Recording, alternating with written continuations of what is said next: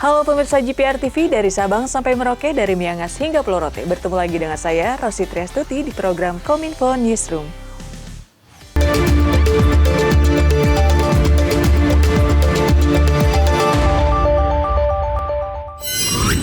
Mengawali informasi pertama, Menteri Kesehatan Budi Gunadi Sadikin menyampaikan bahwa capaian vaksinasi COVID-19 di Indonesia berada di urutan keempat di dunia, berdasarkan jumlah penduduk yang telah divaksin.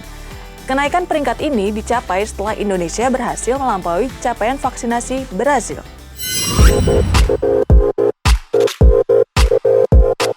Menteri Kesehatan Budi Gunadi Sadikin menyebutkan bahwa dalam minggu ini Indonesia berada pada posisi keempat terbaik pelaksanaan vaksinasi di dunia. Saat ini sudah banyak 169 rakyat Indonesia yang telah divaksin dosis pertama, dan hampir seluruh provinsi di Indonesia telah mencapai 70% vaksinasi dosis 1. Namun, masih ada 5 provinsi yang belum mencapai 70%, yakni Provinsi Sumatera Barat, Sulawesi Barat, Maluku, Papua Barat, dan Papua.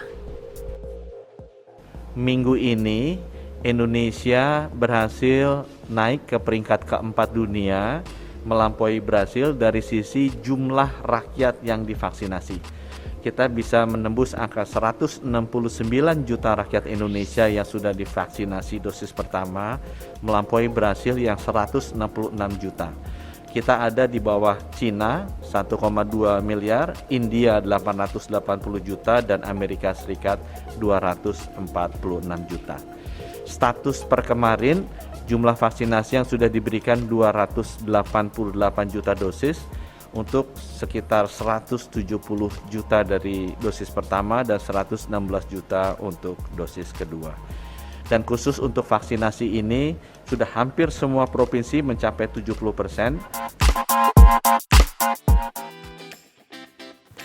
Dengan kabar baik capaian vaksinasi peringkat keempat ini, Menteri Koordinator Bidang Kemaritiman dan Investasi Luhut Binsar Panjaitan meyakini sistem kesehatan di Indonesia siap untuk menghadapi varian Omikron. Pandemi COVID-19 belum usai dan kini hadir varian Omikron yang mengancam masyarakat Indonesia. Menko Bidang Kemaritiman dan Investasi Luhut Binsar Panjaitan dalam konferensi pers virtual Senin 10 Januari 2022 menyampaikan, tren peningkatan kasus COVID-19 varian Omikron disebabkan oleh penularan dari pelaku perjalanan luar negeri. Meski demikian, pihaknya menilai sistem kesehatan di Indonesia saat ini cukup siap menghadapi varian baru Omikron. Namun, masyarakat tetap perlu melakukan langkah dan upaya penegakan protokol kesehatan sebagai pencegahan. Kita harus kompak. Tidak perlulah mencari kekurangan di sana-sini, tapi kita harus saling mengingatkan dengan baik. Pencegahan Omikron tentunya tidak dapat hanya dilakukan oleh pemerintah saja, namun juga harus melibatkan para peran serta masyarakat, mulai penegakan protokol kesehatan yang tidak boleh jenuh hingga penggunaan peduli lindungi dengan baik. Pemerintah juga terus melakukan langkah-langkah persiapan dengan meminta kepada seluruh daerah agar sedini mungkin mempersiapkan fasilitas rumah sakit dan isolasi terpusat untuk memitigasi hal yang tidak diinginkan. Selain itu, peningkatan testing tracing juga terus menjadi program prioritas pemerintah untuk mencegah kasus meledak kembali.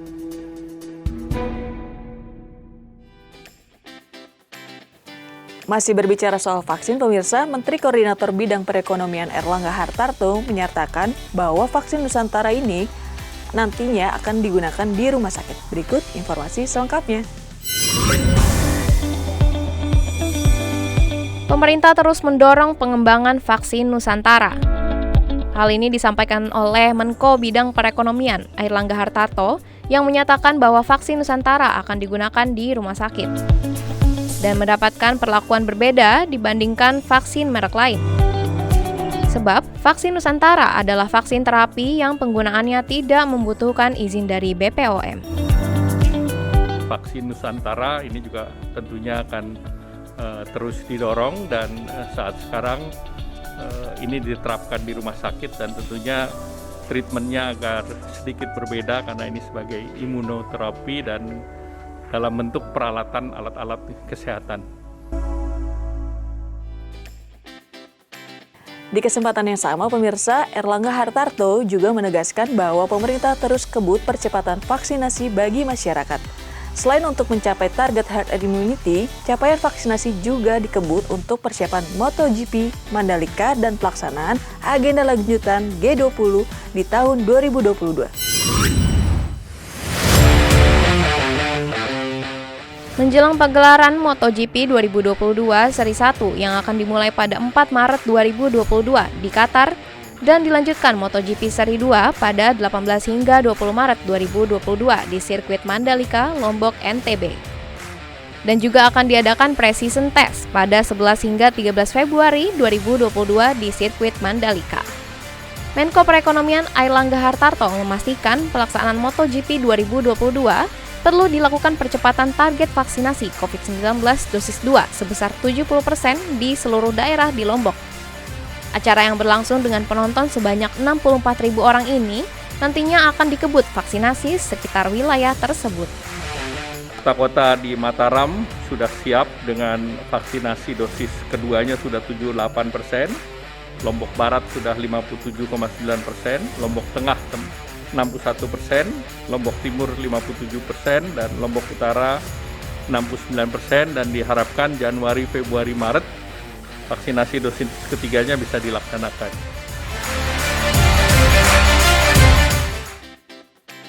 Menutup informasi terakhir, pemirsa, Indonesia mengirimkan bantuan kemanusiaan berupa makanan bagi rakyat Afghanistan yang saat ini menghadapi kesulitan pangan. Bantuan tersebut diberikan sebagai respon terhadap situasi kemanusiaan yang semakin memburuk di Afghanistan. Melihat situasi krisis yang terjadi di Afghanistan, pemerintah Indonesia mengirimkan bantuan kemanusiaan dengan menggunakan 2 pesawat. Menteri Luar Negeri Indonesia, Retno Marsudi, turut hadir di Bandara Soekarno-Hatta untuk melepas 2 pesawat Garuda pembawa bantuan tersebut. Bantuan berisi kebutuhan makanan dan nutrisi bagi rakyat Afghanistan. Saat ini ada sekitar 23 juta penduduk yang terancam kelaparan dan 3 juta anak terancam malnutrisi di negara tersebut. Bantuan kemanusiaan itu juga akan disalurkan bekerjasama dengan WFP dan akan disupervisi oleh misi Indonesia di Kabul. Saat ini saya berada di Bandara Soekarno-Hatta untuk melepas 2 pesawat bantuan kemanusiaan Indonesia untuk rakyat Afghanistan. Bantuan kemanusiaan kepada rakyat Afghanistan ini diberikan sebagai respons terhadap situasi kemanusiaan yang semakin memburuk di Afghanistan. Indonesia terus berupaya memperkuat dan berkontribusi dalam diplomasi kemanusiaan. Buat Indonesia, safety and well-being rakyat akan selalu menjadi prioritas. Semoga bantuan dan misi kemanusiaan Indonesia untuk rakyat Afghanistan dapat berjalan dengan lancar dan tim kembali pulang dengan selamat.